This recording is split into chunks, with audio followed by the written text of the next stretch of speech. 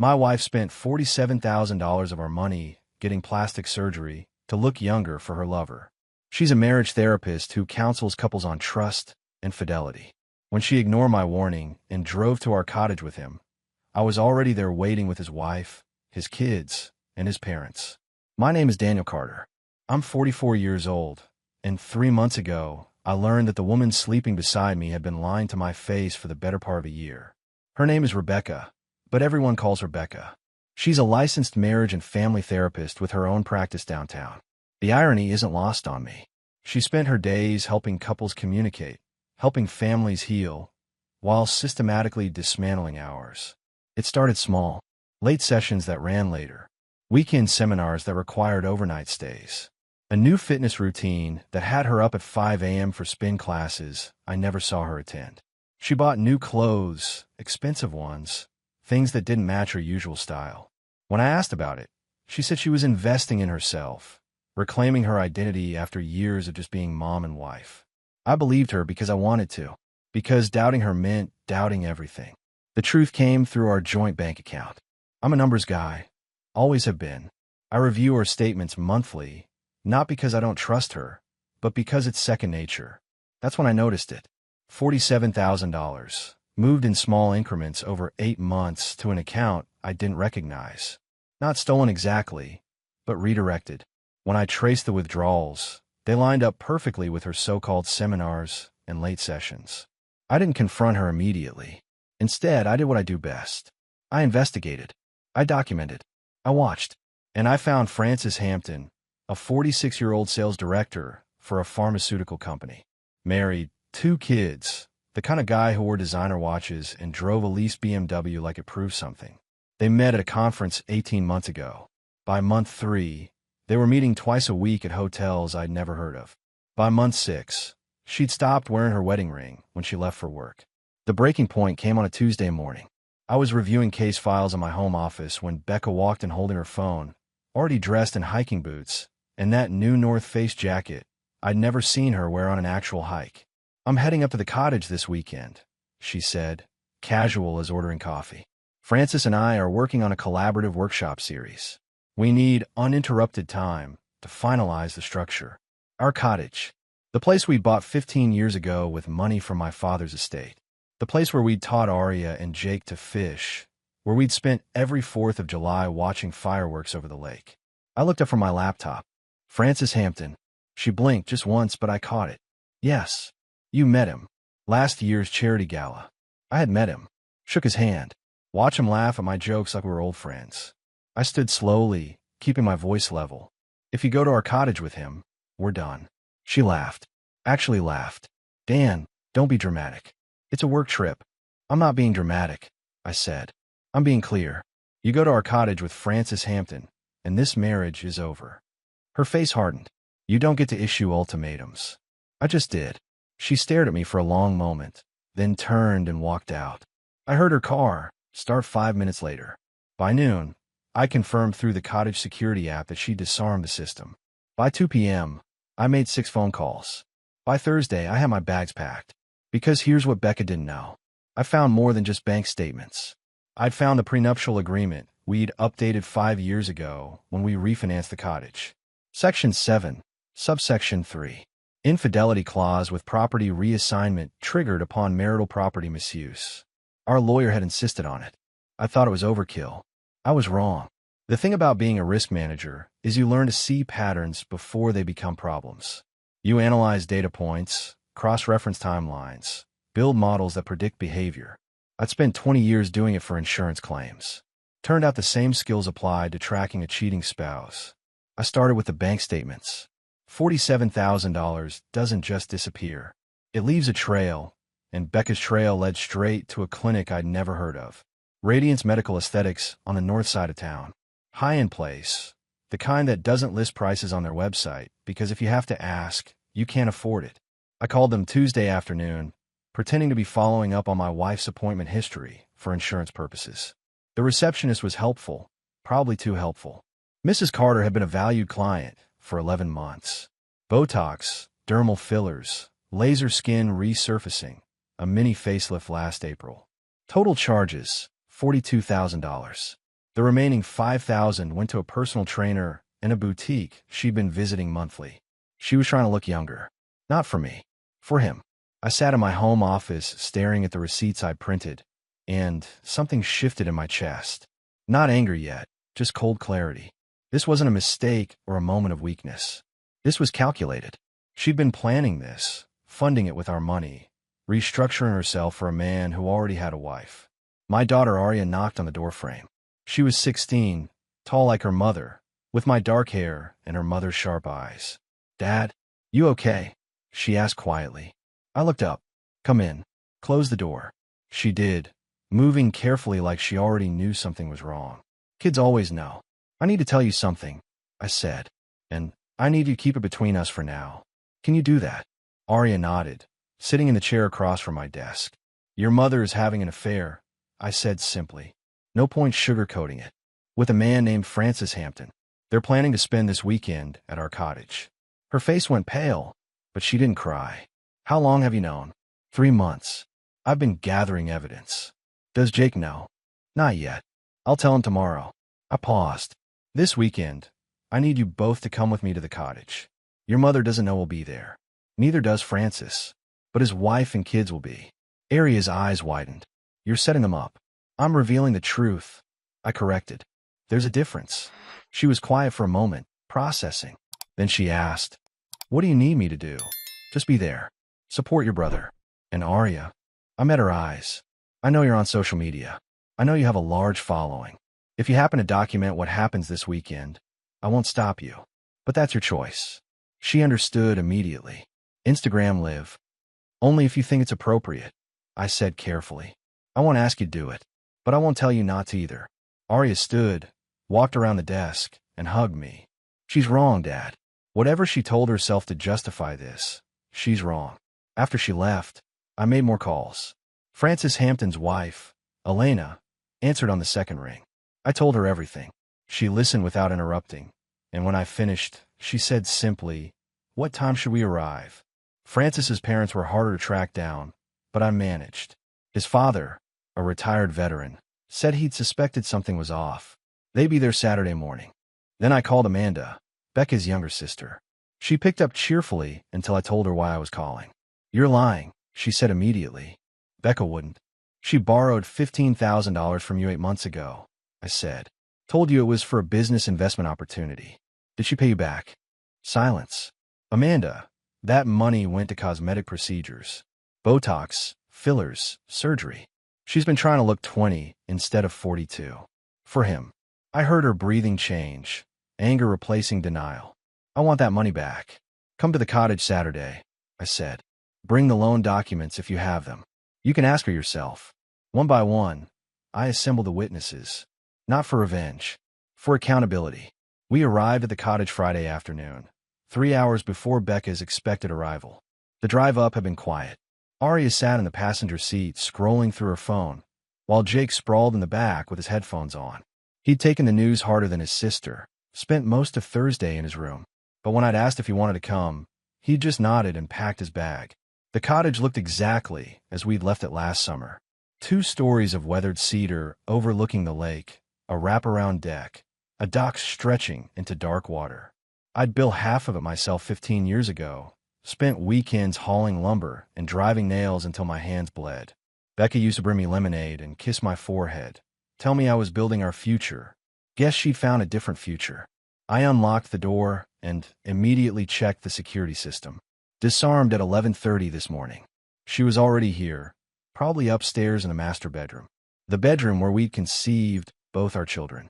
"Dad," Arya whispered, pointing toward the deck. Through the glass doors, I could see 2 figures.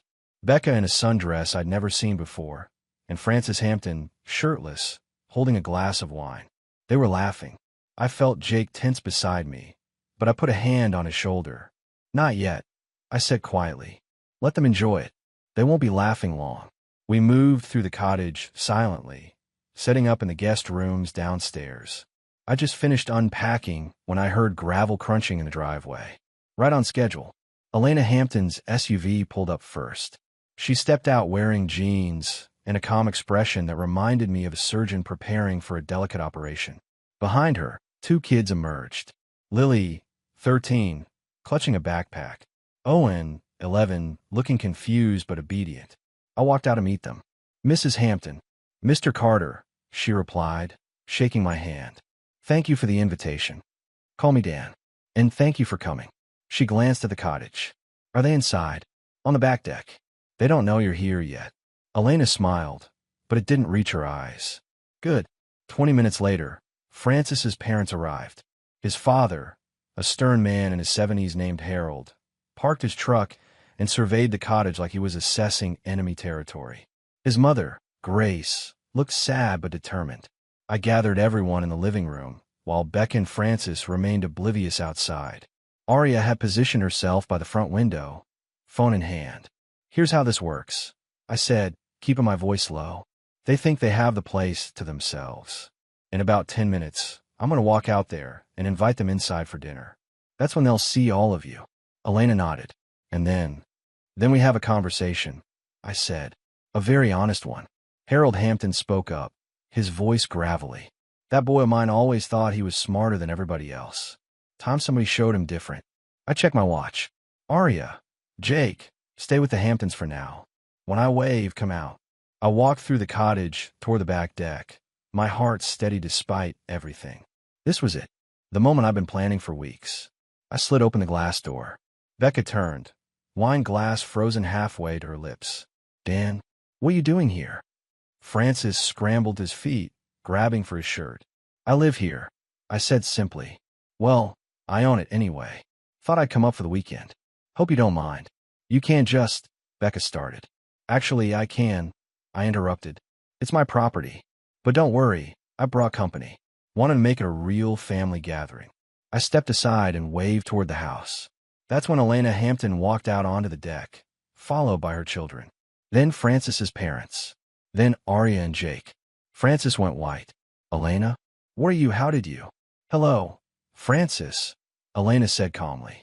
Surprised to see me? Becca's wine glass slipped from her fingers, shattering on the deck. She looked from Elena to me, to the children, standing in awkward silence. I warned you, I said quietly, meeting Becca's eyes. I told you exactly what would happen if you came here with him. I was already here, waiting, with his wife, his kids, and his family. The silence that followed could have swallowed sound itself. Nobody moved for what felt like an hour, but was probably 30 seconds. Becca stood frozen in her new sundress, pieces of shattered wine glass glittering around her bare feet. Francis had managed to pull his shirt on, but hadn't buttoned it, his hands shaking too badly. Elena Hampton broke the silence first. Well, she said pleasantly, since we're all here, we might as well eat. Dan mentioned something about grilling salmon. I nodded, grateful for her composure. Already marinating in the fridge. Should be ready in 20 minutes. I'll help with sides, Grace Hampton offered, Francis's mother moving past her son without looking at him. Becca found her voice, though it came out strangled. This is insane. You can't just ambush us like this. Ambush. Harold Hampton spoke from the doorway, his veteran's posture rigid.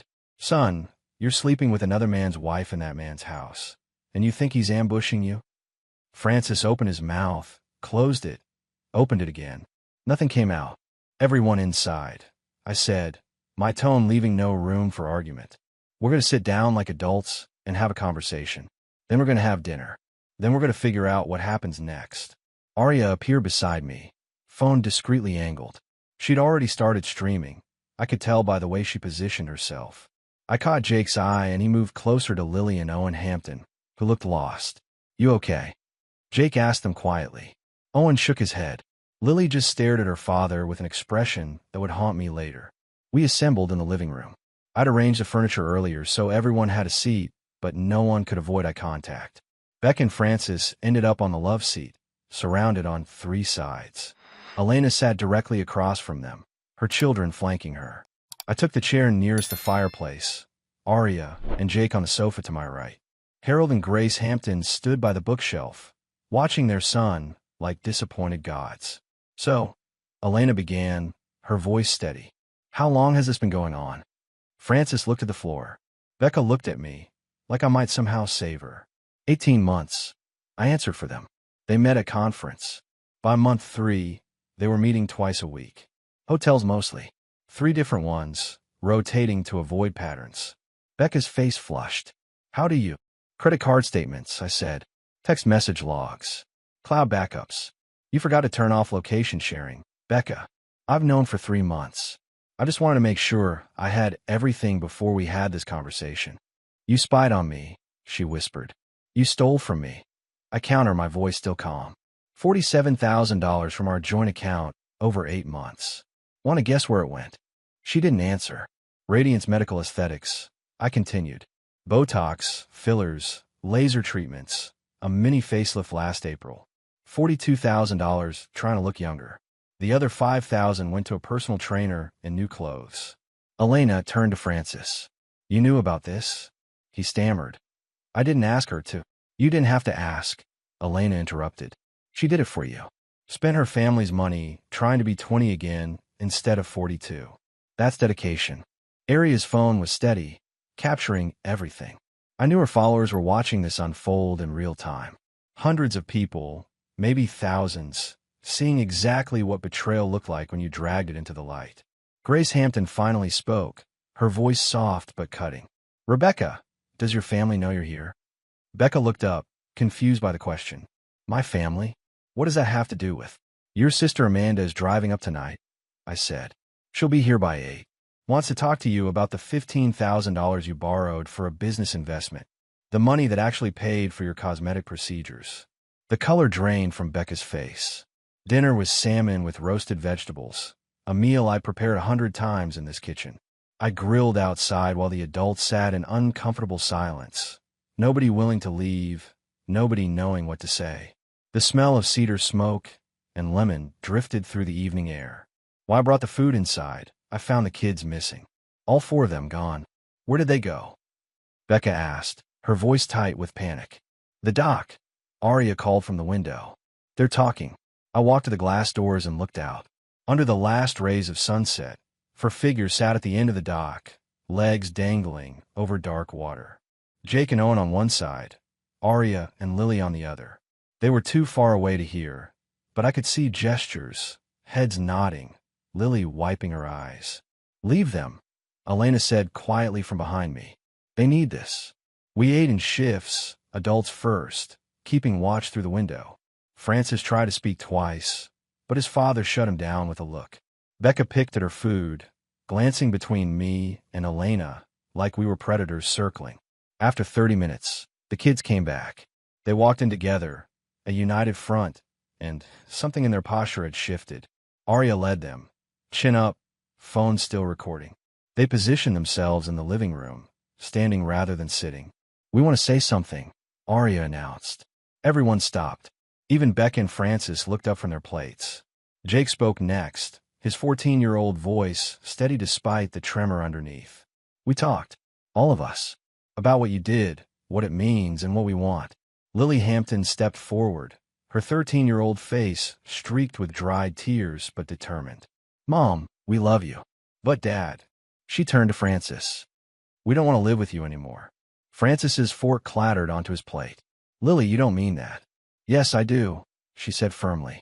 Owen nodded beside her. Owen, the youngest at 11, found his voice.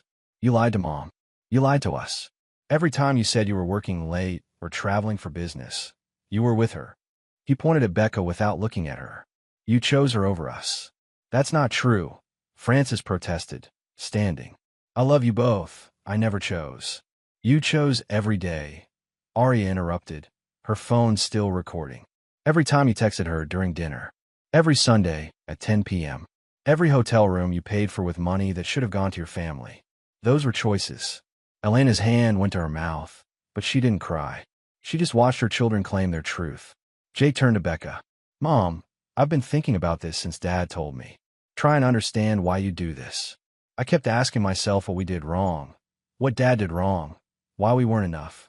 Jake, sweetie, you are enough, Becca said desperately. This has nothing to do with you and Aria. It has everything to do with us. Jake cut her off. You spent our college fund, making yourself look younger for him. You lied to us for 18 months. You brought him into our lives, our home, our family, and you pretended everything was fine. Becca opened her mouth, But Arya stepped forward. "We recorded everything tonight," my daughter said, holding up her phone. "The whole confrontation. It's been streaming live to my Instagram for the past 2 hours. 32,000 people have watched it. Your clients, your colleagues, your professional network, they've all seen what kind of therapist you really are." Becca's face went white. "You didn't. Arya, tell me you didn't." "I did," Arya said simply. "Because people deserve to know the truth. Your patients trust you with their marriages, their families, their deepest problems. They should know you can't even be honest in your own." That's a violation of my privacy," Becca stammered.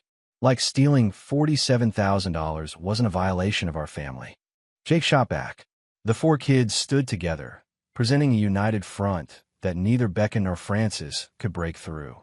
In that moment, they looked older than their years, aged by betrayal but stronger for facing it together. Harold Hampton spoke from his chair, his veteran's voice carrying weight. "Son, you've lost your children's respect. That's something you can't buy back, can't apologize away. You'll spend the rest of your life trying to rebuild what you destroyed tonight." Francis sank back into his chair, his face buried in his hands. Elena stood, placing a hand on each of her children's shoulders. "Thank you," she said softly, "for being braver than your father." Amanda arrived at 8:30, her car's headlights sweeping across the cottage like a searchlight. I watched from the deck as Becca's younger sister stepped out, her expression somewhere between confusion and fury. She'd driven 3 hours, and I'd given her just enough information to ensure she'd come. "Where is she?" Amanda demanded as I opened the front door. "Living room," I said. "But Amanda, her parents are on their way too. Should be here within the hour." She stopped mid-stride. "You called Mom and Dad." "I called your father," I corrected. "Told him everything. He said they'd come immediately." Amanda's eyes widened. "This is going to destroy Mom." "Becca did that," I said quietly. "Not me." We walked inside together. Becca saw her sister and immediately stood, relief washing over her face. "Amanda, thank God. Tell them this is insane. Tell them Rob is having some kind of breakdown." "Where's my $15,000? Amanda interrupted. Becca froze. "What?" "The money I loaned you last year," Amanda continued, her voice hard. "For your certification course. The one that was supposed to help you expand your practice. Where is it?" "I told you, it's tied up in the investment." "Don't lie to me," Amanda said, pulling out her phone. "Rob sent me receipts. Eternal Youth Medical Aesthetics. Botox, fillers, laser treatments, a surgical facelift. You spent my money making yourself look younger for him." She pointed at Francis, who shrank under her gaze. "Amanda, I can explain," Becca tried. "Explain what? That you lied to your sister? That you stole from your husband? That you abandoned your children for an affair?" Amanda's voice broke. "I defended you, Becca. When people gossiped about how much time you spent with clients, when neighbors asked why you were never home, I defended you. And the whole time, you were doing this." Before Becca could respond, headlights flooded the driveway again. 2 cars this time. Richard and Patricia Hartwell climbed out of the first, Becca's parents looking aged and exhausted. Patricia rushed inside first, going straight for Becca. "Baby, what's happening?" Richard said something terrible, but I told him it couldn't be true. "It's true," Richard said heavily, following his wife inside. He looked at me first, then at his daughter. "All of it." Patricia's face crumpled. "Becca, no. Please tell me you didn't." "Mom, I can explain everything," Becca started, her voice desperate. "It's not what it looks like. It looks like you destroyed your marriage," Richard said bluntly. "It looks like you spent your family's money on another man. It looks like you lied to everyone who trusted you." He turned to me. "Dan, I'm sorry. I'm so damn sorry." "Dad, you don't understand," Becca pleaded. "Dan and we've been distant for years. He's always working, never home. I work to provide for this family," I said calmly. "To pay for this cottage, for the kids' school, for your practice startup costs. I worked so you could build the career you wanted." Richard looked at his daughter with disappointment, so profound it was painful to witness. "Your mother and I have been married 43 years. There were times I wanted to quit, times she wanted to quit, times we were so angry we couldn't speak. But we never betrayed each other. We never broke our vows." "Richard, please," Patricia begged, reaching for his arm. "We need to support our daughter." "Support her in what?" Richard pulled away. "In adultery? In theft. In destroying her children's trust. He shook his head. No, Patricia. I won't do it. Patricia stared at her husband. What are you saying? I'm saying I'm done, Richard said quietly. I've been done for a while now, if I'm honest. I stayed because I thought family was supposed to stay together no matter what. But watching our daughter do this, seeing her justify it, lie about it, blame her husband for her choices. He looked at Patricia. It showed me something. It showed me that staying in a broken situation doesn't fix it. It just makes you complicit. You're leaving me? Patricia whispered. Now, because of this. I'm leaving because I finally have the clarity to do what I should have done years ago, Richard said. He turned to me. Dan, I'll testify if you need it. Divorce proceedings, custody hearings, whatever you need. My daughter made her choices. Now she lives with them. He walked out, leaving Patricia standing in the middle of the living room, her world visibly shattering. Amanda moved to comfort her mother, but the damage was done. Becca had destroyed more than her marriage. She'd fractured her entire family tree. Sunday morning arrived with fog rolling off the lake, the kind of thick gray that muted sound and made everything feel suspended in time. I woke at 6, made coffee, and sat on the deck watching the mist slowly burn away. Inside, the cottage was still quiet. Elena and her kids had taken the upstairs guest rooms. Frances slept on the couch, exiled from everywhere else. Becca had locked herself in our daughter's old room after midnight, unable to face anyone. By 7, my phone started buzzing. First, an email from my attorney confirming receipt of all documentation I'd sent Friday night. Then a text from HR at Becca's practice, requesting an emergency meeting Monday morning. Then a call from the state licensing board for marriage and family therapists. I answered the last one. Mr. Carter, this is Margaret Stevens from the Board of Behavioral Sciences, a professional voice said. We've received multiple complaints regarding Dr. Rebecca Carter's professional conduct. Given the nature of these complaints and the video evidence circulating online, we're initiating an immediate investigation. What does that mean for her license? I asked, though I already knew. Pending investigation, her license will be suspended. If the allegations are substantiated, particularly regarding financial misconduct and the ethical violation of conducting an extramarital affair while counseling couples on marital fidelity, her license will be permanently revoked. I thanked her and hung up. Through the glass doors, I saw Becca emerge from the bedroom, her face swollen from crying, yesterday's makeup smeared. She looked 10 years older than she had Friday morning, all that expensive cosmetic work unable to hide the damage of consequences. She saw me on the deck and came outside, wrapping her arms around herself against the morning chill. The licensing board called you, she said. It wasn't a question. They did. I'm going to lose everything, aren't I? Her voice was hollow. My practice, my license, my career. You lost at the moment you chose him over your family, I said quietly. The licensing board is just making it official. Dan, please. She moved closer. We can fix this. We can go to counseling, work through it. I'll end things with Frances immediately. Cut off all contact. You're a therapist, Becca. You know that ship sailed 18 months ago. I stood, creating distance between us. But let's talk about what you really lost. Not your career, not your license. Those are just consequences. You lost your children's trust. You lost your sister's respect. You lost your father's support. You lost your marriage. Our marriage can be saved, she insisted. I reached into my pocket and pulled out a small jewelry box. Opened it. Inside, 2 gold bands melted down into formless lumps, barely recognizable as rings anymore. I had these done Friday afternoon, I said. 19 years of marriage, reduced to 34 grams of gold. That's what you wanted, right? To start fresh, be young again, pretend the past didn't exist. She stared at the melted metal, her hand reaching toward it, then falling away. The prenuptial agreement we signed 15 years ago is very clear, I continued. Infidelity involving marital property misuse triggers a complete forfeiture clause. This cottage, our house, the investment accounts, even your practice equipment that I financed, all of it reverts to me.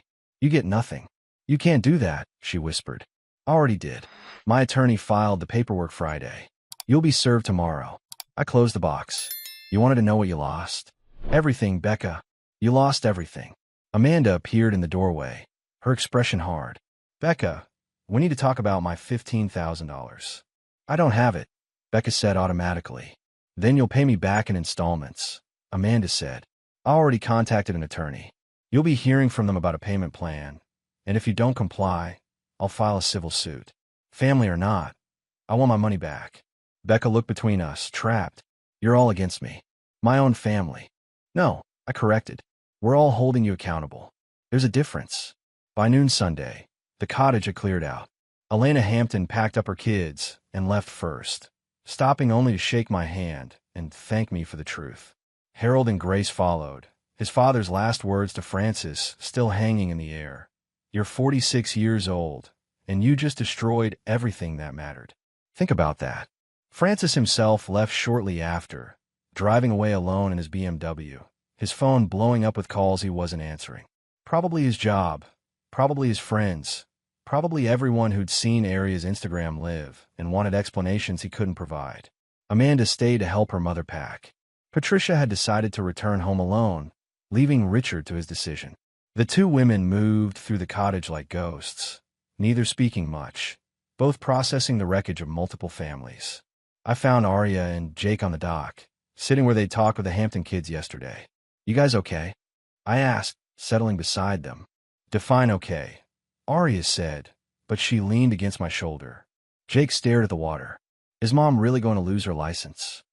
Probably, I admitted. What she did violated professional ethics codes. The board won't overlook it. Good, Aria said fiercely. She deserves it. Maybe, I said carefully. But she's still your mother. You're allowed to be angry and sad at the same time. Are you? Jake asked. Angry and sad. I thought about it. Mostly tired. And disappointed. I spent 19 years building a life with someone who threw it away for something that was never going to last. Do you still love her? Aria's question was quiet. I love who I thought she was, I said. But that person might never have existed. And I can't love someone who doesn't exist. We sat in silence for a while, watching the lake. The fog finally burned away completely. Then Jake spoke again. Dad, Lily, and Owen Hampton gave me their numbers. Said we should stay in touch. That we get in a way other kids won't. That's good, I said. Hold on to that. You're going to need friends who understand. Aria's Instagram blew up, Jake added. Like, millions of views now. People are calling her a hero for exposing Mom. I looked at my daughter. How do you feel about that? She shrugged. Weird. I wasn't trying to be a hero. I just wanted people to know the truth. Sometimes that's the same thing, I said. Becca appeared on the deck, her bags packed, her sister waiting by the car. She looked toward us, and for a moment I thought she might walk down to the dock, might try to apologize or explain or beg for forgiveness. But she didn't. She just stood there, watching her family from a distance she'd created herself. Then she got into Amanda's car, and they drove away. She didn't even say goodbye, Jake said. Maybe she knew you wouldn't want to hear it, I replied. We stayed on the dock until sunset, the three of us together, processing the end of one chapter and the uncertain beginning of another. The cottage behind us felt different now, less like a sanctuary and more like a crime scene. But it was still ours, still home. What happens now? Aria asked as the sky turned orange and pink. Now we rebuild, I said. The three of us. No lies, no secrets, no pretending things are fine when they're not. Can we do that? Jake's voice was small. We have to, I said. Because the alternative is letting what she did destroy us too. And I won't give her that power. They both nodded, and we sat together until the stars came out. A smaller family than we'd been, but maybe, eventually, a stronger one. 3 days after everyone left, Francis Hampton showed up at the cottage. I was on the deck reviewing insurance case files when I heard his car pull up, that same BMW that had been parked here Friday like he owned the place. He climbed out looking worse than when he'd left Sunday, unshaven, clothes wrinkled, eyes hollow. I met him at the door before he could knock. You're not welcome here. I need to talk to Becca, he said, his voice hoarse. She won't answer my calls. She's not here. She's staying with Amanda until she finds an apartment. And even if she was here, you think I'd let you see her? Damn, please. I need to explain. Explain what? I asked, keeping my voice level. That you're 46 years old with 2 kids and a wife, and you threw it all away for an affair with a married therapist? That you spent 18 months lying to everyone who trusted you? What exactly do you want to explain? He sagged against the doorframe. I lost everything. My job fired me yesterday. They found personal charges on my corporate card, hotels and restaurants for Becca and me. $23,000 of company money. They're pressing charges. Good. Elena took the kids to her parents in Oregon. Filed for divorce, full custody, restraining order. I can't even talk to Lily and Owen without a lawyer present. They don't want to talk to you, I said. They told you that to your face Saturday night. My parents won't speak to me. My friends won't return my calls. Everyone saw that video, Dan. Everyone knows what I did. He looked up, and I saw something break in his face. It was supposed to be different. Becca and we were supposed to be different. Different how? I asked. Different from every other affair that ends in disaster? You're not special, Francis. You're just another middle-aged man who thought he could escape consequences. She said she loved me, he whispered. She said you didn't understand her, that you were cold and distant, that she'd wasted her life with you. And you believed her because it made you feel important, I said. Made you feel like the hero instead of the homewrecker. But here's the truth, Francis. She lied to you the same way she lied to me. You were never special to her. You were just available. He flinched like I'd struck him. Want proof? I pulled out my phone, opened a folder I'd been saving. These are text messages between Becca and her friend Michelle from March. 6 months into your affair. She calls you harmless fun and says you're not someone she'd actually leave for. Says you're too eager, too desperate, that the affair is just about feeling young again. I watched the color drain from his face as he read. She played you, I said quietly. Used you to feel attractive and wanted, spent my money to look the part, and never intended to actually be with you. You destroyed your marriage for someone who was never going to choose you. Francis's hands shook as he handed back my phone. Why are you telling me this? Because you came here thinking you were the victim of circumstance, that if you could just talk to Becca, you could make sense of it. But there's no sense to make. She used you. You used her. You both destroyed innocent people chasing something that was never real. What do I do now? His voice broke. You face the consequences, I said. You deal with the criminal charges, the divorce, the fact that your children don't respect you. You rebuild from nothing, and you hope that someday, years from now, you become someone worth knowing. That's not possible, he said. Then you live with that, I replied. But you don't come back here, and you don't contact Becca, and you don't pretend you were anything other than two selfish people who hurt everyone around them. I closed the door in his face, watched through the window as he sat in his car for 10 minutes, crying. Then he drove away, and I never saw him again. Inside, Aria was standing by the stairs, holding her phone. Got all of that, she said quietly. He admitted to everything. Don't post it, I said. He's destroyed enough. Let him disappear. She nodded, deleted the recording, and came to stand beside me. Mom texted me this morning. Said she wants to meet for coffee, explain things. Do you want to? No, Aria said. Maybe someday, but not now. Right now, I just want to be here with you and Jake. Is that okay? That's perfect, I said, pulling her into a hug. That's more than okay. For months later, the cottage looked different. Fresh paint on the deck, new furniture in the living room, photographs of just the three of us replacing the family portraits that had included Becca. Aria was starting her senior year. Jake was settling into high school, and I was learning how to be a single father who didn't have to pretend everything was fine. The divorce had finalized in September. Becca got her personal belongings and her car, nothing else. The prenuptial agreement held up perfectly in court, the judge noting that financial fraud and asset misuse during infidelity triggered the forfeiture clause without ambiguity.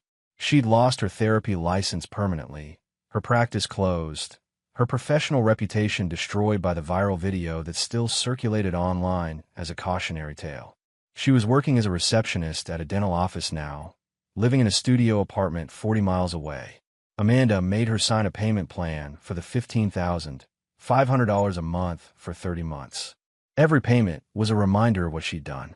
I heard through mutual friends that Francis's criminal trial was pending, that Elena had remarried already, that his kids had legally changed their last names to their mother's maiden name. He'd become a ghost, erased from the lives he'd destroyed. As for me, I was sitting on the dock on a Saturday afternoon in October, watching the autumn sun turn the lake golden, when Elena Hampton's voice came from behind me. Dan? Hope I'm not intruding. I turned, surprised. She looked different than I remembered, lighter somehow, like she'd shed a weight. Elena, what are you doing here? In the area of visiting friends, she said. Thought I'd stop by, see how you were doing. Hope that's okay. Of course. I gestured to the spot beside me. How are the kids? Good. Really good, actually. They're in a new school in Portland, making friends, getting therapy. Lily's talking about college already. Owen joined the soccer team. She smiled.